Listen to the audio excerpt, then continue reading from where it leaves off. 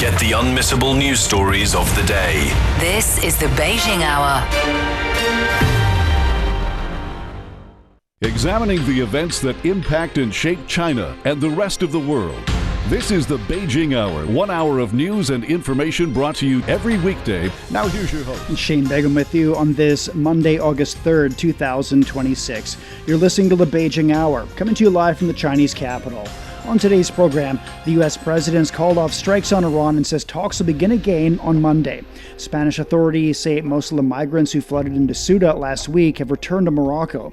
And AI glasses are becoming a focal point of China's expanding tech portfolio. In business, China announces measures to enhance cooperation between mainland and Hong Kong markets. In sports, football friendlies in the U.S. ahead of the Premier League season. In culture and entertainment, the new Spider-Man movie has enjoyed a massive global opening. Now the day's top stories. U.S. President Donald Trump says negotiations with Iran will begin on Monday after backtracking on his threat to launch a new attack. Trump says the talks will cover reopening the Strait of Hormuz and Iran's denuclearization. Iran is yet to respond to the U.S. president's announcement of new talks. Meanwhile, Iranian President Masoud Pezeshkian says the country must compel the U.S. to stay committed to the Memorandum of Understanding the two sides agreed on in June. Renewed U.S. threats to attack Iran have raised concerns among countries in the Middle East. Saudi Arabia, Pakistan, and others have urged the two sides to de-escalate tensions. Jagriti Dave has more from Washington. If we look at what the president is saying on Truth Social, he said that the US is locked and loaded and ready to go. But despite this, he claims that the US has been asked by Iran and other Middle Eastern countries to hold off on any attack, in that the perimeters of a deal have been agreed to. This deal would include immediate, complete and total reopening of the Strait of Hormuz and an end to Iran's nuclear threat. So based on this, he says he has agreed to cancel the attack, subject to being able to rapidly make a deal. And he says Israel is joining him on this. So we first heard reports about Saudi Arabia asking Donald Trump to hold off on new attacks from Axios. And that appears to be confirmed by a statement on Saudi Arabia's state news agency, which said that the Crown Prince MBS had spoken to Donald Trump. And he talked about the importance of de-escalation to preserve regional stability, according to this statement, to prevent Gulf countries from being drawn into a wider conflict, the statement says, whose repercussions would affect regional and international security and stability.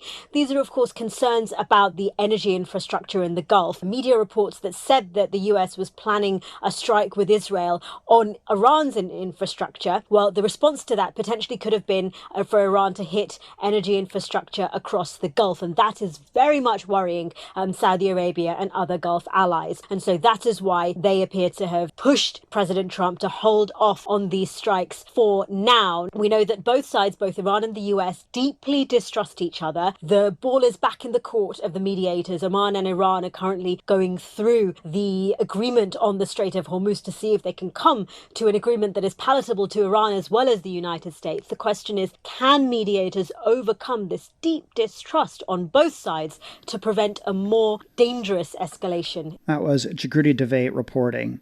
Iran's military has denied U.S. President Donald Trump's claim that Tehran asked Washington to call off strikes, adding that Iran's armed forces remain at the highest level of readiness. Meanwhile, many Iranians have expressed wariness about the past 5 months and the soaring cost of living. Saper Saremi has more from Tehran.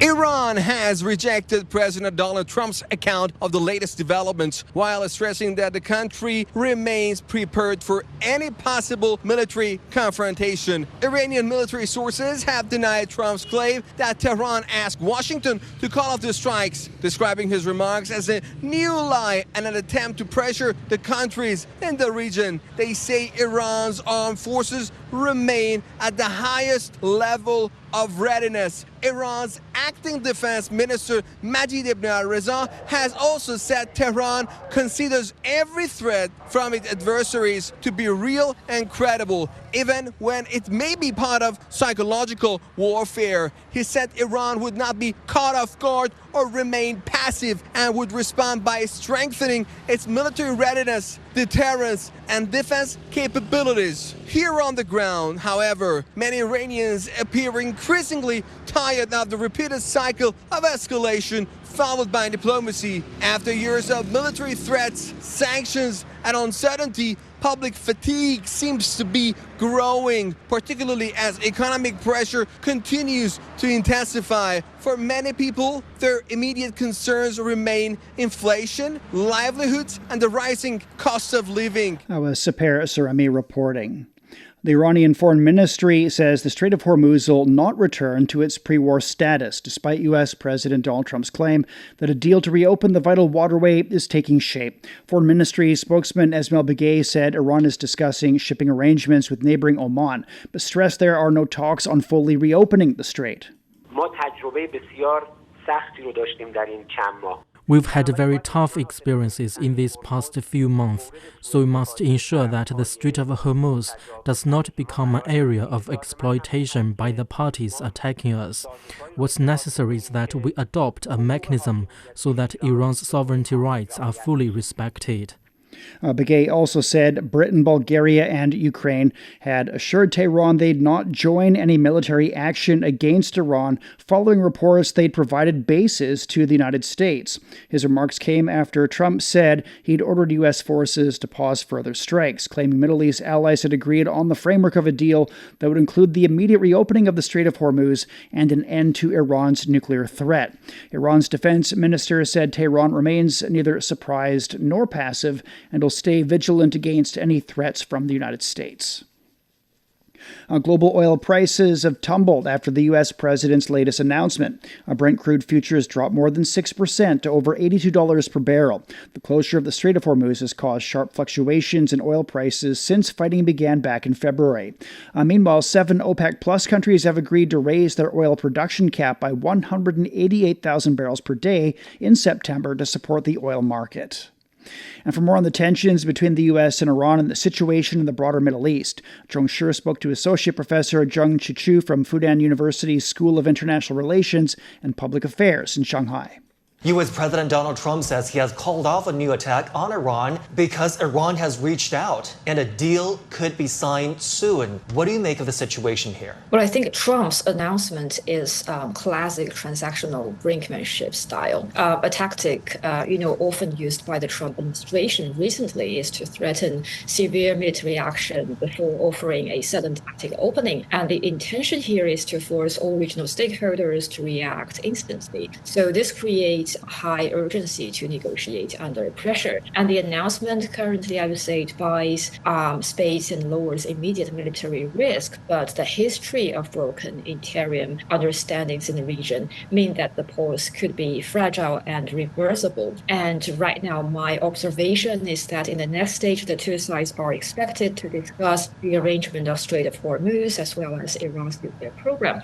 Now, Iran views its impact on shipping in the Strait of Hormuz as its primary geopolitical leverage, and also it prefers structuring any agreement through neutral mediators like Oman, rather than framing it as a surrender to the United States demands. So far, it still remains difficult to bridge the fundamental divide between the United States and Iran. Professor, let me ask you about the likelihood of a more lasting solution to this crisis we're all seeing. Even if a deal could be struck this time around, what real differences could that possibly make? I think it's always hard to predict, but currently seems that limited reversible de-escalation on Hormuz is more likely than a comprehensive settlement.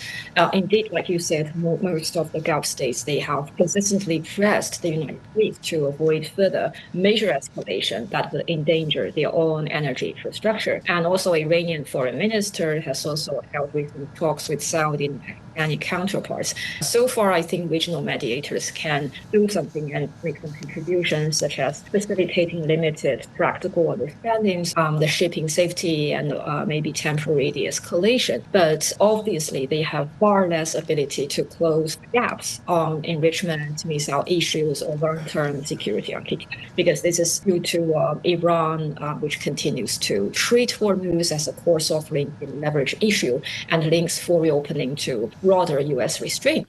That was Associate Professor Zheng Qichu from Fudan University talking about the latest situation in the Middle East. Israeli media say the U.S. canceled its plans to attack Iran without notifying Israel. They say Israeli Prime Minister Benjamin Netanyahu and his defense minister learned of the cancellation through Trump's social media posts.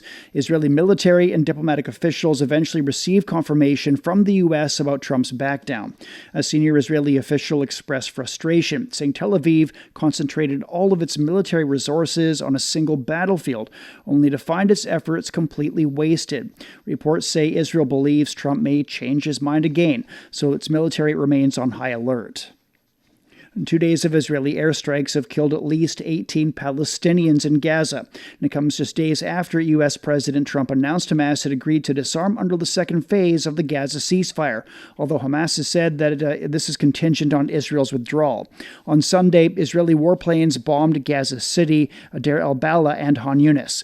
Israeli Energy Minister Eli Cohen said Tel Aviv has not agreed to halt attacks on Gaza.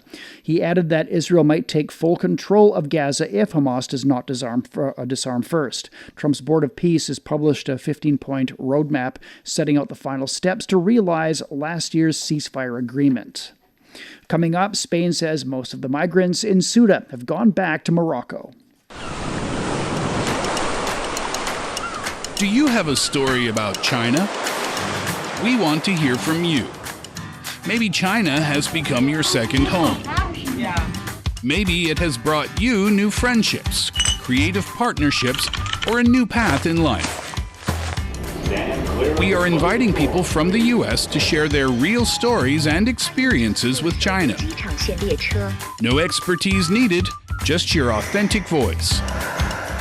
Your story could be featured in our Hello from the Other Shore podcast coming this September. Share your name, city, and story with us. Email us at radio@cgtn.com. The number of deaths in last week's migrant influx from Morocco into Ceuta has climbed to at least 72. More than 50,000 people crossed into the Spanish enclave by land and sea on Thursday, prompting alarm across the European Union. Spanish authorities say more than 50,000 have returned to Morocco.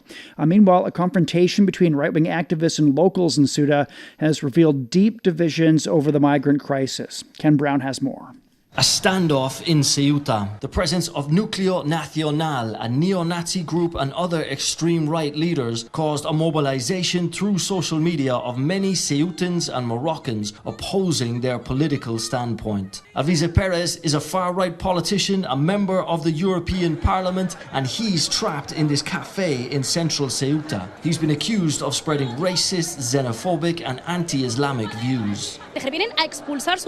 They have come to propagate their hate speech in our city. They are against the Muslim citizens of Ceuta. With emotions high, the police escort from the cafe turned into a chaotic scene. Perez chased through the streets as the police struggled to maintain order. The streets of conflict here in Ceuta. Behind me, that is Alvise Perez. He is the creator of the Se Acabó la Fiesta party. It means the party's over. He managed to win the votes to get in to the European Parliament.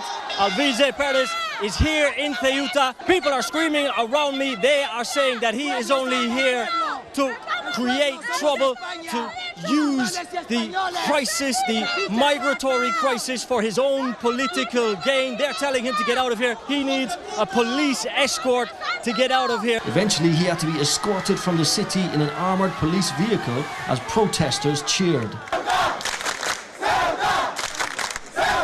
We heard differing opinions on the street. He came here for nothing, for a photo op for his political campaign, and he is off again. He came with a certain political ideology to support people with everything that's happening in the city, and he's been impeded from doing that. There was a boycott shared on social media, particularly among Muslim groups, and from what I read, they even aimed to injure him. On Sunday, the leader of Spain's far-right Vox party also showed up in Ceuta. The person responsible for this is Pedro Sanchez, but he shares that responsibility with Morocco. A migration and humanitarian crisis that's become a political crisis, revealing a deepening political divide. That was Ken Brown reporting. Spain's fully deployed a floating sea barrier along its North African enclave of Ceuta following a recent surge in migrant arrivals from Morocco. The barrier aims to prevent irregular sea crossings after thousands of migrants entered the enclave by swimming. Spanish authorities said at least 72 people have died in connection with the crisis, while identification continues for bodies recovered from the sea. Security operations remain underway as Spain tightens border controls. The Spanish enclaves of Ceuta and Melilla have been a magnet for migrants trying to reach Europe. Surrounded by Morocco and the Mediterranean Sea, they are the only land borders between the European Union and Africa. Daniel Aratmoy looks at the history of migrant surges in the past few years. In May 2021, in what many saw as a political move, Moroccan border forces relaxed their controls. In just a few days, an estimated 8,000 people swam into Ceuta, and the city was overwhelmed. It was a moment of high diplomatic tension between Spain and Morocco. The Spanish government responded by sending its armed forces to the border to restore order. The diplomatic crisis between Spain and Morocco over the Western Sahara region was the key driver behind the sudden border opening. Just over a year later, in June 2022, the focus shifted to the other Spanish enclave of Melilla. This time, the attempt to enter ended in tragedy. A huge number of migrants stormed the border fence, leading to violent clashes. Roughly 2,000 migrants, many from sub-Saharan Africa, tried to force their way into Melilla. At least 23 people, with some reports saying up to 37, died in stampedes. And now, this past week, the situation in Ceuta spiraled out of control, reaching a level of chaos not seen before. The crisis was triggered by a recent Spanish Supreme Court ruling that said migrants cannot be immediately sent back to Morocco if they are stopped at sea. That ruling spread quickly online, encouraging many to try to cross. The result was a flood of migrants, with some estimates suggesting as many as 60,000 people entered Ceuta in just 24 hours. The Spanish government has since said most of the migrants have returned to Morocco. That was Daniel Aratmoy reporting. UK Prime Minister Andy Burnham says he's spoken with Spanish Prime Minister Pedro Sanchez about the migration crisis, praising Spain's rapid response to the recent surge in arrivals. I've exchanged messages with the Spanish Prime Minister, and the news from Spain is that around 98% of the people who came into Spanish territory last week have now been returned to Morocco. Burnham said the UK would maintain regular dialogue with the European Union on broader migration issues, including its relationship with the Schengen area. The UK, like many European countries, continues to face migration pressure from people fleeing conflict, poverty, and climate-related crises. Burnham has pledged to stick with the Labour Party's tougher migration policy after net migration fell from more than 900,000 in 2023 to 171,000 last year. He also noted that English Channel crossings are down 40% this year compared with the same period in 2025. In the Democratic Republic of the Congo, efforts to maintain the Ebola outbreak continue to be outpaced by the spread of the virus. The heads of the World Health Organization and Africa Centers for Disease Control will visit Bunia, the outbreak's epicenter. They'll meet with the country's leaders, frontline health workers, and affected communities. Officials say more than 3,600 cases have been confirmed, including over 1,500 deaths. And this is now the world's second largest outbreak. Its rapid spread since mid-May has been attributed to a lack of funding and no vaccine against the rare Bundibugyo strain. The Africa CDC says it needs $1.4 billion. The WHO says vaccines under development show promise, including one in a Singapore lab. Last week, a volunteer received the first dose of an experimental vaccine developed by Oxford University. Chris Okamaringa has more from Kinshasa. So the DRC government has sent more health experts to Bunia, to Ituri province, to try and coordinate the response effort. They have also sent some health workers over there, but there is a challenge that they have been facing. You know, health workers, they have been complaining about not being paid since this outbreak began. There have been a couple of strikes that they have held, which has really disrupted the response effort. And the government said that, noticed that the payroll system was inflated with names of people who were not supposed to be there, so they're trying to clean it up. And in In the meantime, they have promised to pay these people promptly. So people have returned to work, but then the disease is outpacing the response effort. We're told now that there are 1,600 people who have died and more than 3,600 cases have been reported in that area. So there is a lot that needs to be done. Health workers are saying that some of the people, the cases that they have detected, are not linked to the people that they've already, recorded. So that means that the delay in detecting this disease led to the spread in a wide area, and that outbreak has occurred in an active conflict zone where there are very many displaced people who have fled to different parts of the country. So there's this fear that the disease, the actual number of cases is much higher than what has been reported. And that's why the World Health Organization and Africa CDC are really stepping up the fight to try and mobilize for more resources so that they can bring this outbreak to an end. That was Chris Okamringa reporting. Brazil's ruling Workers' Party has officially nominated incumbent President Luiz Inácio Lula da Silva as its candidate for the upcoming presidential election, as he seeks a fourth term in office. At the party convention, Lula defended his record and called for national unity, saying another term would bring further change to Brazil. I want you to know that my fourth term as president is about changing a lot of things in this country. I want you to know that. And there is going to be a fight over parliamentary amendments and the role the legislative branch plays today. Lula also vowed to strengthen Brazil's defense industry and protect the country's rare mineral resources. His main challenger, Senator Flavio Bolsonaro, has received public backing from members of U.S. President Donald Trump's administration and Israeli Prime Minister Benjamin Netanyahu. Lula served 2 terms after winning the 2002 and 2006 elections. He returned to office following his 2022 victory. Brazil's official election campaign begins on August 16th. Coming up, AI glasses are gaining prominence in China's vast tech portfolio. Discover the realities and responses to our changing climate with Climate Watch. Uncover critical issues such as the Masai Mara's disrupted wildebeest migration and the drop in the Panama Canal's water levels. Delve into solutions for a sustainable future. Tune in to Climate Watch on your favorite podcast platform. Become more eco-conscious and take action to protect our planet. Among China's expanding high-tech export portfolio, AI glasses are becoming a new focal point. Biran explains how the cutting-edge products are penetrating global markets. As Chinese-made AI glasses expand into global markets, this emerging export is drawing growing attention to the market for AR and ER glasses.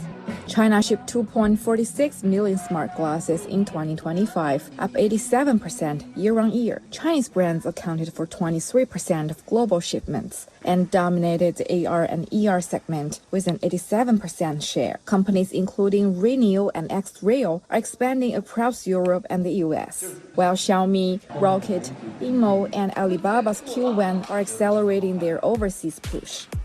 So we headed to Hangzhou, one of China's top innovation hubs, to visit the companies behind them and see the future for ourselves. Help me to find the Rocket office building. Okay, let's go. Their products are betting on a wider, more lifestyle-friendly version of AI eyewear, something people might actually wear and use in daily life. Right now, I can see the full navigation interface projected into these glasses, guiding me directly into the office building. The smart glasses or AI glasses, will be the most popular AI terminal device to the end user and in the AI era. So I think it's going to get more popular. Maybe in the coming 3 or 5 years, everybody's going to put AI glasses on. The rise of multimodal AI is giving the category new momentum. They become a tool for translation, navigation, note-taking, photography, entertainment, and even real-time assistance. And in scenarios that demand richer visual experiences, AR glasses are more than just assistants. They are becoming portals for work, entertainment, communication, and spatial computing. That was Biran reporting. The Chinese Navy's 83rd Task Force has arrived at Tanjung Perak Port in Surabaya, Indonesia, for a 4-day goodwill visit. The visit includes reciprocal ship tours, cultural and sporting exchanges, a deck reception, and open day activities for local residents and the overseas Chinese community. Task Force Cadet Guo Baishong shared his experience. Standing at a foreign port, I truly felt that a warship is not only a floating piece of national territory, but also a bridge of peace and friendship. This voyage has strengthened my professional skills and given me a first-hand understanding of the PRA Navy's openness and inclusiveness. Following the visit, the Chinese and Indonesian navies will conduct joint maritime exercises. Many areas in Japan and South Korea have reported record-high temperatures. In Japan's quake-hit Kumamoto Prefecture, an elderly woman died from suspected heat stroke as she was taking shelter in a car following the earthquake. Almost 100 people, most of them elderly, have been sent to hospitals for heat-related cases. In South Korea, more than 10 areas across the country have reported temperatures of over 40 degrees Celsius. More than 1,700 heat stroke cases were reported, with 13 dead from mid-May till the end of July. Agriculture and livestock have also been affected. Global weather and climate models indicate a 90% probability of an El Niño event this year, with climate experts warning of extreme weather across Africa. The African Union says it's urging member states to prepare while coordinating measures to reduce the potential socioeconomic impacts. Becca Atoma has more from Addis Ababa. Africa is still recovering from the 2023-24 El Niño, which brought severe droughts and floods, destroyed crops and livestock, and pushed millions into hunger. Now, with a new El Niño forming this year, potentially the strongest on record, experts warn the continent could face even harsher consequences than before. This El Niño year is very strong. It's the strongest in the last 30 years. We expect the consequence to be very, very strong. We run our model, our climate model, to simulate what will happen. For example, August, September, November, we will see that El Niño will impact likely, East Africa, where we are, being more rain than usual. And we expect at the end of the year, going to November, December, January, we have very strong drought in Southern Africa country in general. So that's really what we expect. So it's really harsh. We expect to have very strong negative impact in the population. As experts warn of severe impacts, the African Union convened an urgent ministerial meeting to assess member states' preparedness and strengthen early warning systems. Ethiopia, facing forecasts of excessive rainfall in the coming months, said preparations have already begun. Ethiopia has already started a national level planning involving the concerned stakeholders and responsible ministers to make the necessary preparations to reduce the possible effects of anticipated El Niño, resulting in flooding and destruction on infrastructure, lives and livelihoods as well. And that will follow also with a prolonged drought situation. So that's already analyzed and identified. So based on that, Ethiopia is going to make the necessary preparations. The African Union said it is leading a continental effort to mitigate the socio-economic impacts of the projected El Niño event. Member states are at different levels of being prepared. But in addition to that, at continental level, we have had a meeting where we also brought in users of climate information, and some of them were from the water sector. They also strategized on response measures. We had people from health. They also strategize on how they can deal with issues of diseases and other health risks. And we also had those from energy sector and so forth. So basically, even agriculture. So we had brought all these together to make sure that they actually prepare their individual sectors, to be able to cope with the expected El Niño. The African Union and its member states are optimistic these early actions offer the best chance of easing the consequences. But for millions across the continent, the stakes remain high. This is Becca Atoma reporting. Hungary is facing a potential energy crisis as record low water levels on the Danube River threaten to force a shutdown of the Pact's nuclear power plant, which supplies nearly half of the country's electricity. Prime Minister Peter Magyar called the upcoming days the country's most critical period, warning that the plant could remain offline for more than a month if cooling operations are disrupted. The shutdown would mark the first full closure of the plant's 44-year history. Authorities have introduced emergency measures to stabilize the grid amid a heat wave pushing temperatures above 40 degrees Celsius. At 29 past the hour. Beijing, thunder showers overnight and through tomorrow. It's down to 24 this evening, up to 31 on Tuesday. Shanghai will be overcast tonight and tomorrow, a low of 27, a high of 36. Chongqing is getting a light rainfall tonight, easing to clouds tomorrow, a low of 23 and a high of 33. Nanchang's getting cloudy skies overnight and through the day tomorrow, a low of 28 and a high of 36. Lhasa is getting a light rainfall through tomorrow with a low of 9. The high is 22 degrees. Elsewhere in Asia, Islamabad will be getting moderate rainfall tonight and tomorrow. The low is 25. It's up to 31 degrees on Tuesday. Vientiane is getting heavy rainfall, easing to moderate tomorrow, a low of 24, high of 29. It's time for a short break. So far this hour, the U.S. president's called off strikes on Iran and says talks will begin again on Monday. Spanish authorities say most of the migrants who flooded into Ceuta last week have returned to Morocco. And AI glasses are becoming a focal point of China's expanding tech portfolio. Shane Bigham with you. Stay with us here on the Beijing Hour.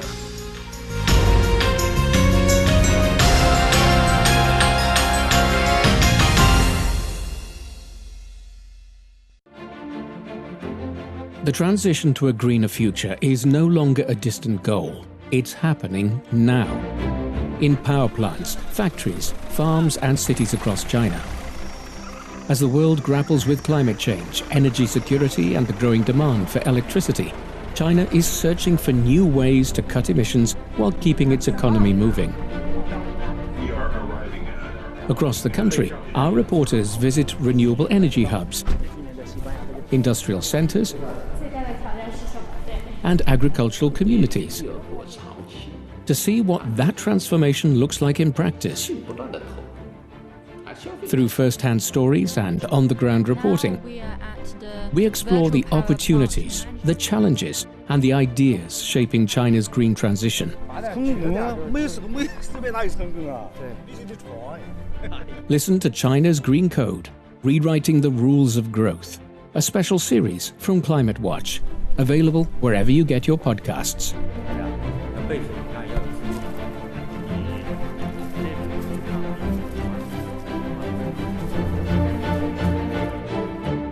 Examining the events that impact and shape China and the rest of the world. This is the Beijing Hour, 1 hour of news and information brought to you every weekday. Now here's your host. Shane Bigham with you on this Monday. Still to come. In business, China announces measures to enhance cooperation between mainland and Hong Kong markets. In sports, football friendlies in the U.S. ahead of the Premier League season. In culture and entertainment, the new Spider-Man movies enjoyed a massive global opening. To contact us, you can email radio@cgtn.com or follow our X account @CGTNradio. You're also welcome to subscribe to our Substack newsletter, Beyond Beijing, for the world's biggest stories, along with sharp insights and exclusive analysis. But first of all, the check of the day's headlines. Here's Tianlu. Thank you, Shane. An Iranian Foreign Ministry spokesperson says Tehran is not currently holding talks with Washington, despite U.S. President Donald Trump saying negotiations with Iran will begin on Monday. Meanwhile, Iran's military has denied Trump's claim that Tehran asked Washington to call off strikes, adding that Iran's armed forces remain at the highest level of readiness. Iranian President Masoud Pezeshkian says Iran must compel the U.S. to remain committed to the peace Memorandum of Understanding. He says the MoU will be the focal point of Iran's foreign relations in the future and that national and regional security will improve with the MoU. Egyptian Foreign Minister Badr Abdelati has called for renewed diplomatic efforts to prevent further escalation in the Middle East. During a phone call with U.S. Special Envoy Steve Witkoff, Abdelati said political dialogue remains the only path to lasting regional peace and urged greater international and regional efforts to ease tensions. He also held separate talks with the foreign ministers of Qatar, Iraq, and Kuwait on regional developments. In another call, Abdelati discussed the situation in Gaza with Nikolai Mladenov, the U.S. High Representative for Gaza, and efforts to advance the U.S. proposed peace plan. The discussions came after U.S. President Donald Trump said the Board of Peace had reached a deal on the complete disarmament of Hamas and other armed groups in Gaza. 2 days of Israeli airstrikes have killed at least 18 Palestinians in Gaza. It comes just days after US President Donald Trump announced Hamas had agreed to disarm under the second phase of the Gaza ceasefire, although Hamas says this is contingent on Israel's withdrawal. On Sunday, Israeli warplanes bombed Gaza City, Deir al-Balah and Han Yunis. Israeli Energy Minister Eli Cohen said Tel Aviv has not agreed to halt attacks on Gaza. He added that Israel might take full control of Gaza if Hamas does not disarm first. Trump's Board of Peace has published a 15-point roadmap setting out the final steps to realize last year's ceasefire agreement. Spain has fully deployed a floating sea barrier along its North African enclave of Ceuta following a recent surge in migrant arrivals from Morocco. The barrier aims to prevent irregular sea crossings after thousands of migrants entered the enclave by swimming.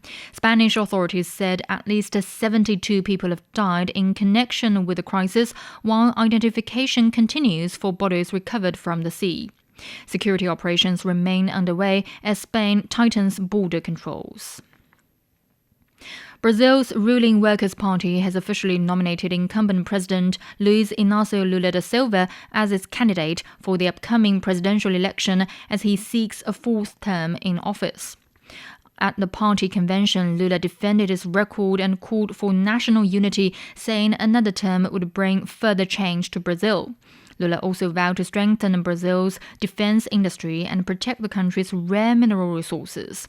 His main challenger, Senator Flavio Bolsonaro, has received public backing from members of US President Donald Trump's administration and Israeli Prime Minister Benjamin Netanyahu. Lula served 2 terms after winning the 2002 and 2006 elections. He returned to office following his 2022 victory and began his 3rd term in January 23. Brazil's official election campaign begins on August 16th. And finally, a team of Chinese medical experts has arrived in Kinshasa to support efforts to contain the Ebola outbreak in the Democratic Republic of the Congo. The 5-member team includes specialists from China's National Health Commission, customs authorities, and the Chinese Center for Disease Control and Prevention. It is the 3rd Chinese medical team to the DRC since the outbreak was declared in May. They will assist the health authorities in the African country with disease surveillance, laboratory testing, and emergency response measures. All right, thank you very much. That's Tian Lu with headlines. You're listening to the Beijing Hour. Coming up in business, China announces measures to enhance cooperation between mainland and Hong Kong markets. The Beijing Hour, your window on China and the rest of the world. Stock markets on the Chinese mainland closed lower on Monday. The Shanghai Composite was down nearly 0.6%. The Shenzhen Component lost almost 1%. Forestry and aerospace equipment shares led the gainers. In Hong Kong, the Hang Seng Index rose nearly 0.5%. Japan's Nikkei decreased over 0.9%. China's top securities regulators announced 10 policy measures to strengthen cooperation between the Chinese mainland and Hong Kong's special administrative region and support Hong Kong's capital market development.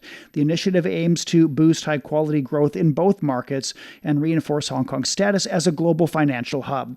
Key measures include facilitating mainland listings in Hong Kong, launching more China-linked index products, and expanding futures cooperation with more RMB-denominated contracts. Both regulators also pledged to enhance supervision collaboration, promote green finance disclosure, and support local brokerages in expanding globally from Hong Kong. And for more on China's financial market and the new supporting policies, Lily Liu spoke with Chen Jiehe, Chief Investment Officer at Novamarket Technologies. So the CSRC's new initiatives, how do you think these are going to help to facilitate cross-border financing for domestic firms and to boost the connectivity between Chinese mainland and Hong Kong capital markets? If we look at these measures, they are mainly aiming at building up more connectivity between the mainland and the Hong Kong stock markets. In more details, these measures have encouraged the companies from both the Hong Kong and the mainland markets to get financing from each other. These measures have encouraged the cooperation between different stock markets in both Hong Kong and mainland, and they have encouraged the cooperation between market participants in both of these stock markets, including the regulators, the financial industry, industry employees, the agencies, the companies, everyone. So overall speaking, these measures are aiming at building more cooperation.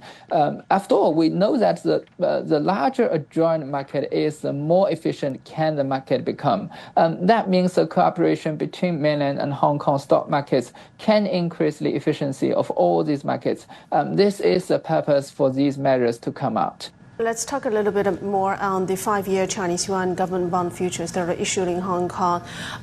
What practical gaps does this product fill for global market participants? Why is there strong market demand for such an offshore hedging tool? Well, the fixed income future is very important for the global fixed income market as well as the fixed income investors. Basically because fixed income is a market that is very sophisticated. Investors use various types of financial tools in order to build portfolios that are more profitable as well as more stable, where stability is something really important in the investment of fixed income. Because when people are choosing bonds as their main investment tool, they are not only looking at the rate of return, otherwise they would go to equities, but they look more for stability. But the bonds alone cannot be too stable. So financial derivatives and tools such as future is very important for this market. And this new introduction of fixed income future in Hong Kong is definitely beneficial to the global investors who are interested with investing in China's bonds. And this improvement of the toolbox for investors will definitely bring more investment towards China's fixed income market. Chinese government bonds have become increasingly popular among large global institutional investors in recent years. Could you elaborate on the core drivers behind this growing preference? Well, the growing preference of global investors toward bonds in China, especially the government bonds, is powered by the globalization of China's financial market, as well as the growing of China's economy. When China is becoming the world's second largest economy, China is offering global investors a very stable market. That this stability is something very important to offset the fluctuation that can get from other global main capital markets such as Europe, North America, Japan, etc. Therefore, by choosing China as an additional investment target, global investors can get more return as well as get better stability.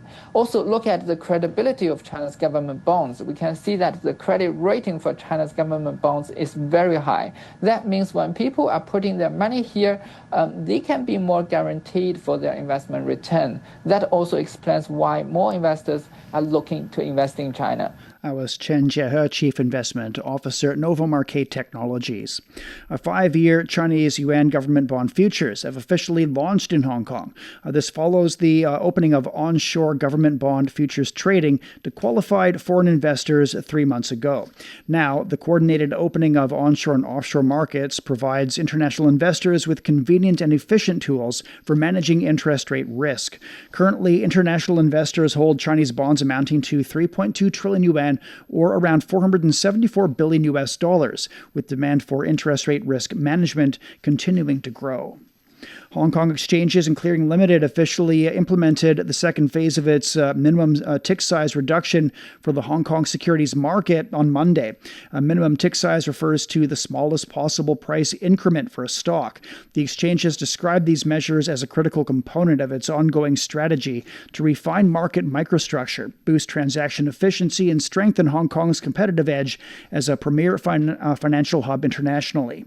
The initial phase of this tick size reduction was successfully implemented in August of last year and has already delivered tangible results. The average bid-ask spread for the securities covered in the first phase has narrowed by around 35%, while order matching times have also been cut by an average of 30%.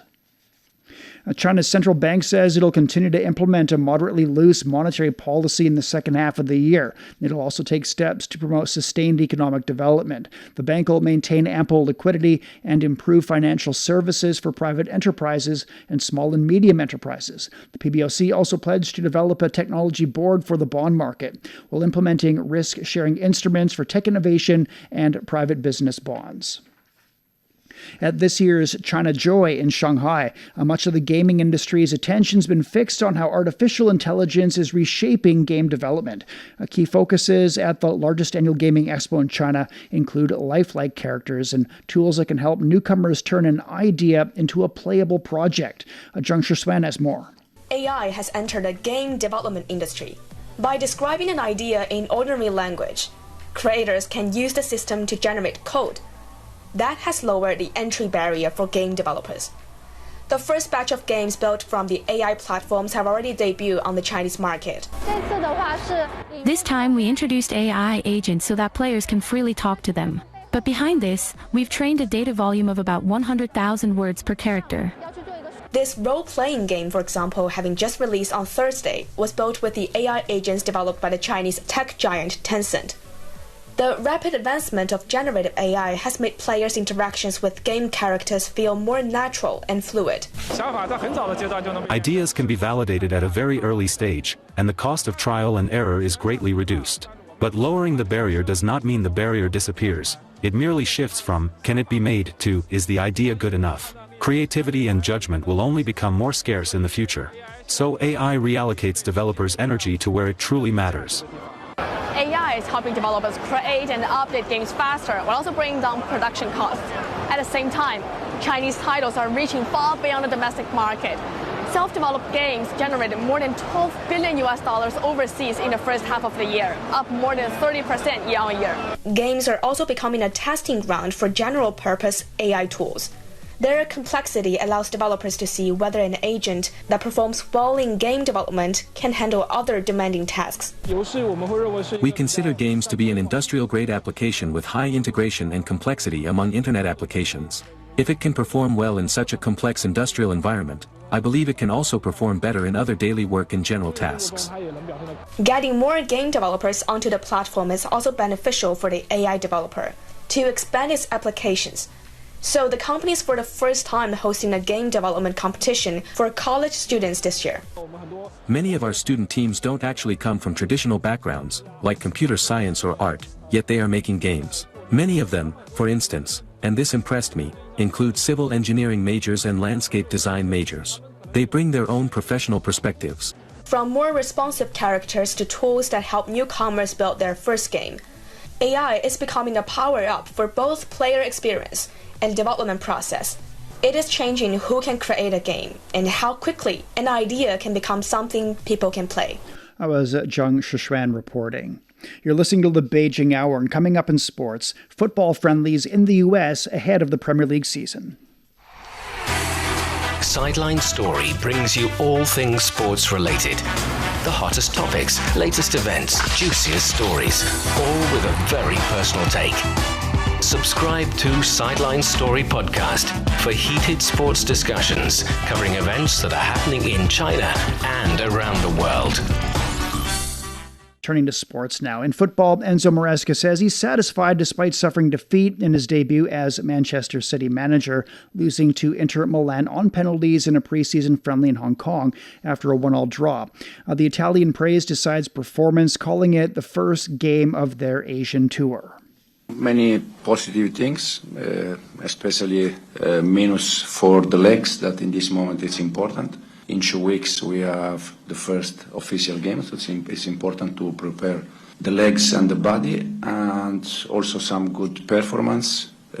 So happy with the performance, and for sure, like always, there are things that we can do better, but slowly we're gonna improve. The match marked Maresca's first game in charge of Man City after replacing Pep Guardiola at the end of last season. In Chicago, Leeds United rallied from 2 goals down to beat Liverpool 4-2 in a preseason friendly, handing the Reds their first loss under new manager Andoni Iraola.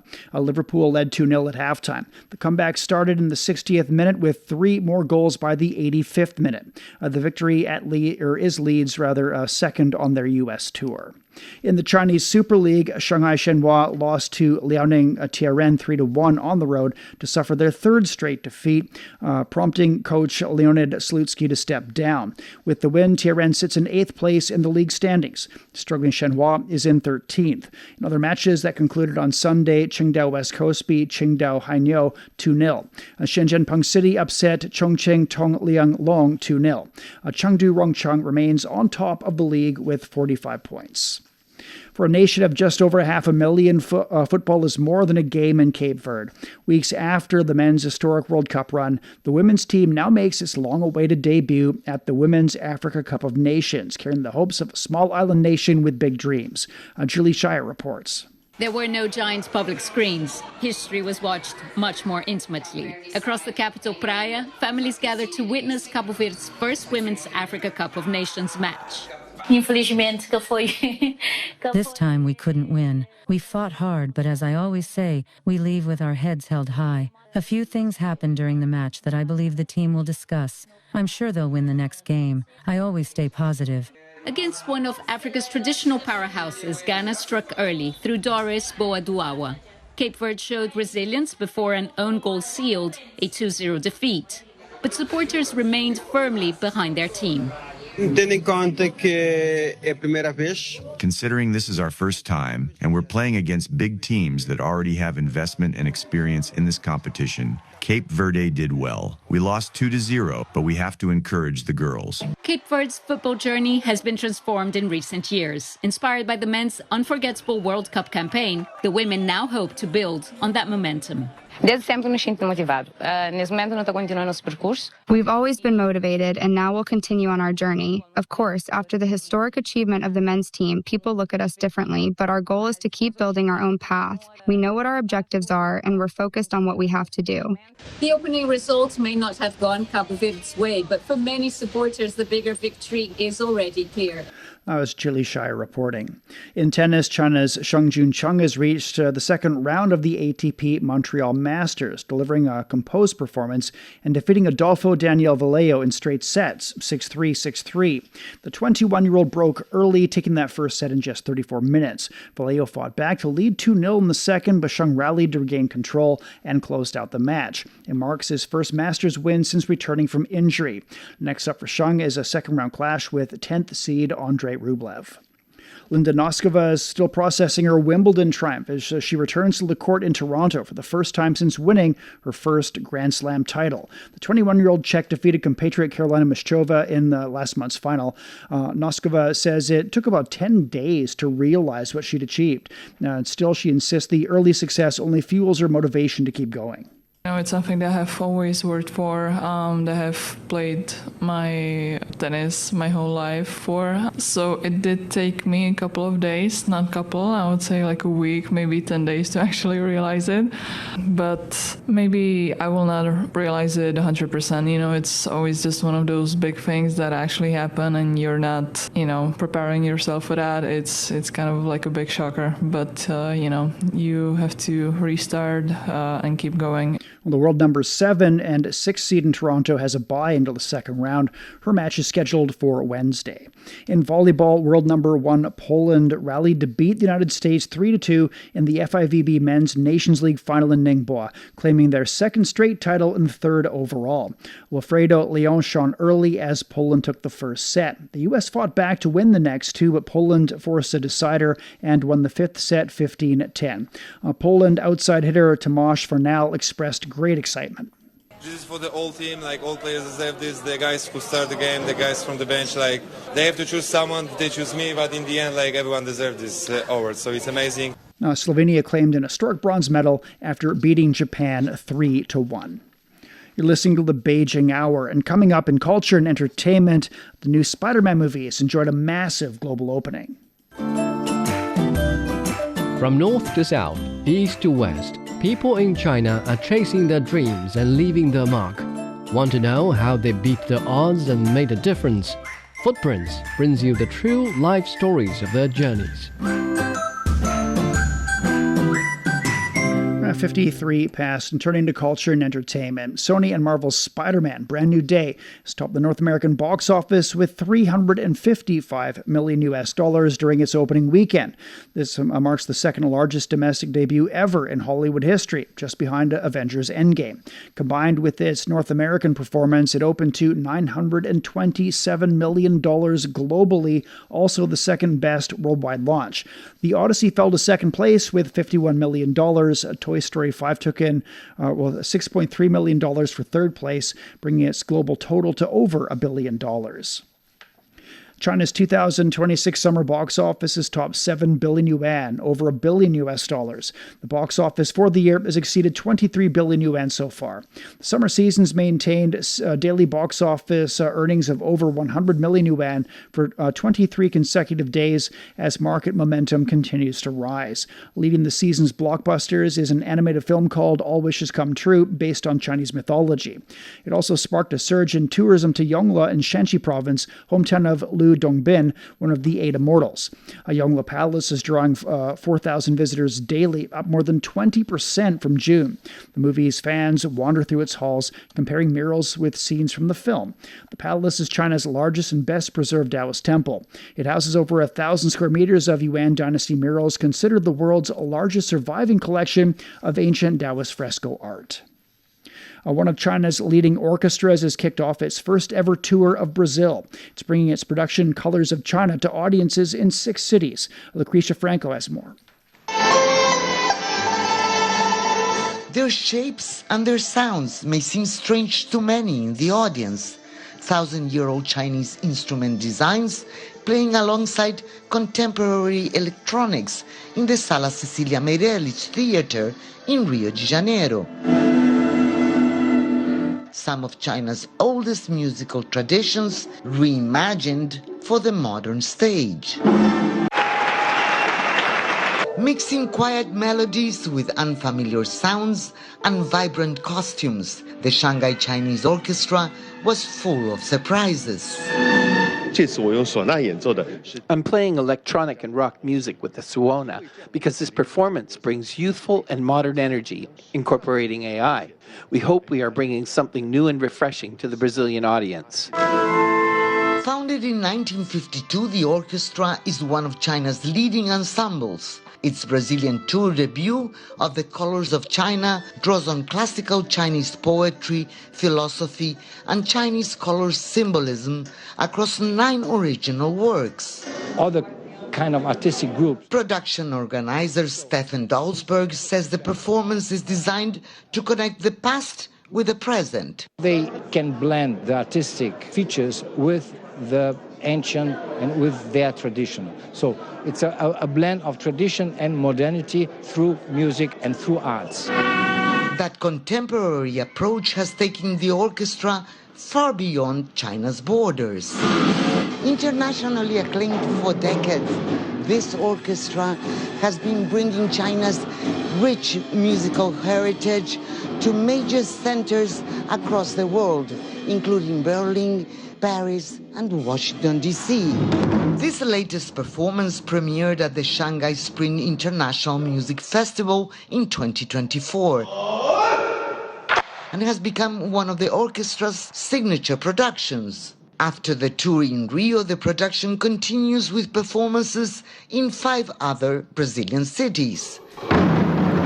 That was Lucretia Franco reporting. Museums across China are offering cultural summer cooling with special exhibitions and extended hours. In Hangzhou, the Zhejiang Provincial Museum and a film group launched a film-integrated exhibition featuring nearly 1,000 relics. Officials say these efforts connect scattered artifacts into richer civilizational stories. We're at 57 past the hour. Beijing getting thunder showers overnight and through the day tomorrow. It's down to 24 this evening and up to 31 on Tuesday. Shanghai will be overcast tonight and tomorrow. A low of 27, the high is 36. Chongqing will get a light rainfall tonight, easing to clouds tomorrow. A low of 23 and a high of 33. Nanchang's getting cloudy conditions right through tomorrow. A low of 28 and a high of 36. Lhasa is getting a light rain tonight and tomorrow. A low of 9 degrees and it's up to 22 on Tuesday. And that's it for this edition of the Beijing Hour. Making news today, the U.S. president's called off strikes on Iran and says talks will begin once again on Monday. And Spanish authorities say most of the migrants who flooded into Ceuta last week have returned to Morocco. On behalf of the staff, this is Shane Bigham in the Chinese capital, hoping you'll join us for the next edition of the Beijing Hour and open a window to the world together.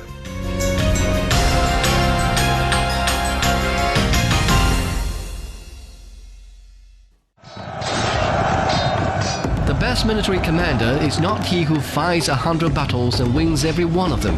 The best military strategy does not lead to the desiccation of the enemy's capital city. Decoding the Art of War will help you understand why there's no art in war and how Sun Tzu stayed undefeatable using the science of war, with fun stories and insightful breakdown of famous battles. Find Decoding the Art of War wherever you listen. A poem for the Tibetan antelope, the gentle spirit of the Qinghai Seazon Plateau, spoken by voices from across the world. Every spring, female antelopes migrate hundreds of miles to Zhuonai Lake to give birth, as we build gentle passages for their journey. Hello, little Tibetan antelope. Eyes opening to the light for the very first time. To see a world in a grain of sand, and a heaven in a wild flower. So much wonder calls for so much courage. But have no fear. The way home is right there, waiting for you. From the snows of Kunlun to the winds of Tangula, the wilderness will teach me to be strong. But the call of life itself never ceases. A train runs toward the horizon. A road stretches through the wilderness. The bridge that soars through the clouds is no barrier across the land, but a gateway to where I truly belong.